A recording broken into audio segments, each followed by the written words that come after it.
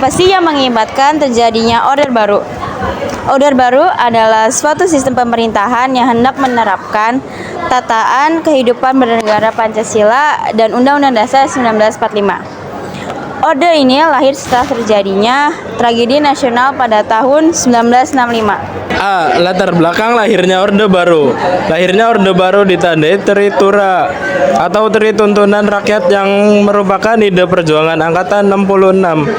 Kami Kesatuan Aksi Mahasiswa Indonesia. Teritura terdiri dan 3 tuntunan, yaitu pembubaran PKI, perombakan Kabinet Dwi Kora, dan penurunan harga.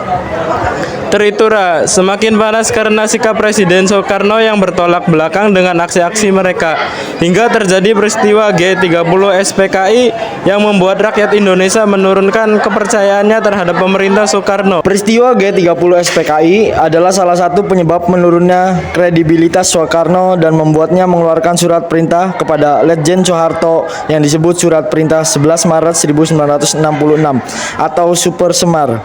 Dalam surat perintah tersebut, Soekarno menunjukkan Soeharto untuk melakukan segala tindakan demi keamanan, ketenangan, dan stabilitas politik. Super Semar menjadi titik awal berkembangnya kekuasaan Orde Baru. Sistem pemerintahan pada masa Orde Baru. Pemerintahan Orde Baru menggunakan konsep demokrasi Pancasila. Visi utama pemerintahan Orde Baru adalah penerapan nilai Pancasila dan UUD 1945 secara murni serta konsekuensi dalam aspek kehidupan masyarakat Indonesia. Di masa Orde Lama, komunisme dan gagasan yang bertolak belakang dengan Pancasila sempat berluas. Hal ini membuat Soeharto di masa jabatannya melakukan indoktrinasi Pancasila. Beberapa metode deinternasi yang dilakukan yaitu 1.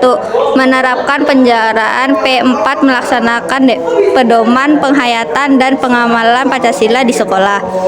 2. Soeharto mengizinkan masyarakat membentuk organisasi dengan syarat menggunakan asas Pancasila. 3. Melarang kritikan yang menjatuhkan pemerintahan dengan alasan stabilitas negara. Sistem pemerintahan pada masa Orde Baru adalah presidensial dengan bentuk pemerintahan republik dan Undang-Undang Dasar 1945 sebagai dasar konstitusi yang berlaku.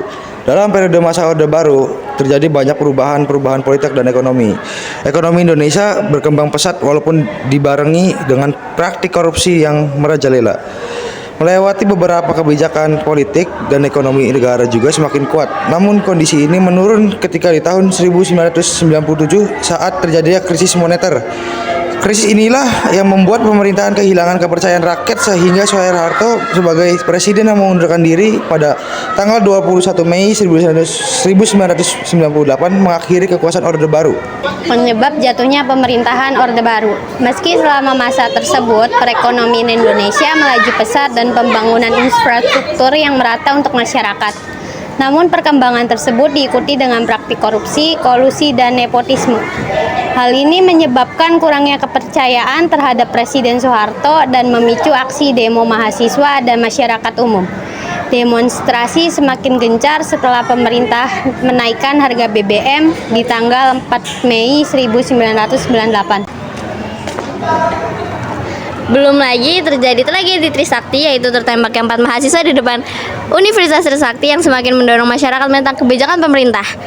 Tahun 1997 hingga 1998 merupakan periode Orde Baru yang menjadi masa kelam bagi rakyat Indonesia.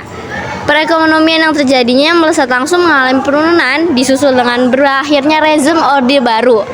Besarnya gelombang demonstrasi di berbagai daerah membuat Presiden Soeharto mundur pada 21 Mei 1998. Setelah 3 dasawarsa lebih menjabat, Orde Baru ambruk akibat krisis ekonomi yang melanda negeri sejak tahun 1997.